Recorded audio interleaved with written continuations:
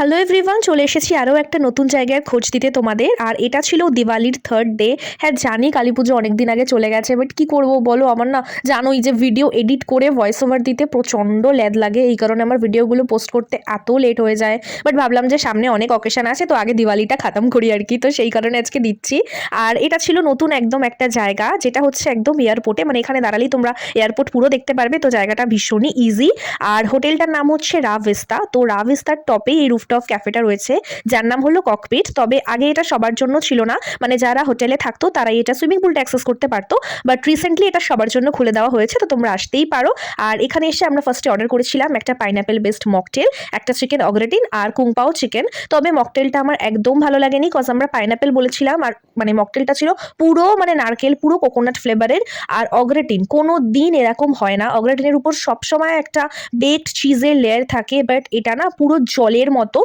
আর গ্লাসগুলো দেখো, মানে গ্লাসের মধ্যে না ময়লা লেগে রয়েছে, স্পুন প্লেট এগুলো না একদম প্রপারলি ক্লিন ছিল না। আর তোমরা কনসিস্টেন্সিটা তোমাদেরকে একবারে দেখাই, পুরো দেখো জল জলে। তো আমরা ওনাদেরকে বলি যে এরকম, ওনারা বললেন যে হ্যাঁ কোনোভাবে হয়তো তাহলে শেফের ভুল হয়ে গেছে, তো আমরা এটা পাল্টিয়ে দেবো। আমি বললাম না না, আর পাল্টাতে হবে না, মানে অর্ধেক তো খাওয়া হয়েই গেছে, এখন আর পাল্টিয়ে কি করবো। আর তাছাড়া সত্যি কথা বলতে এঠো খাওয়ার মানে খাওয়ার পর পাল্টানো, পাল্টিয়ে নতুন খাবার নেওয়া, এই সমস্ত আমার একদম পছন্দ হয় না। তাই ওই টাকা নষ্ট করে যা দেয় তাই খাই, কি বলবো, আর লজ্জা লাগে আমার এসব প্রচন্ড।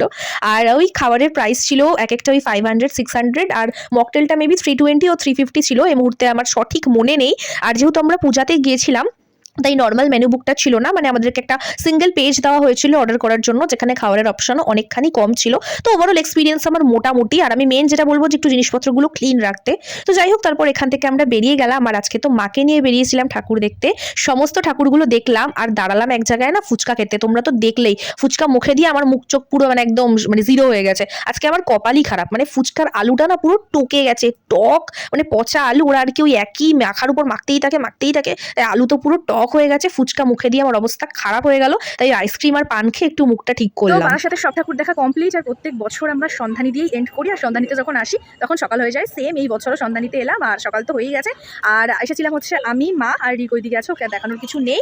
আমি জানি না আমি কতটাকে ক্লিপ রেখেছি, কারণ আজকে ভিডিও করতেই পারিনি সেভাবে। একাতে তো এক্সট্রিম ভিড় ছিল আজকে। আর তার মধ্যে প্রচণ্ড গরম, মানে কালী পুজোতে যে এত গরম পড়ে এই বছর মানে হাইয়েস্ট। তো যাই হোক, এখন মাকে বাড়িতে রাখতে যাব, মাকে বাড়িতে রেখে একটু ডাব খেতে যাবো। আর আইসক্রিমের দোকানগুলো সব বন্ধ হয়ে গেছে, তো একটু আইসক্রিম খেতে আসবো। আর সকাল সকাল ডাব খাবোই, পচা ফুচকা খেয়ে তো আমার পেট প্রচণ্ডই ব্যথা করছে, কি বলবো। তারপর তো ডাব খেলাম, খেয়ে চলে গেলাম বাড়ি। তো আজকের ভিডিও এইটুকু।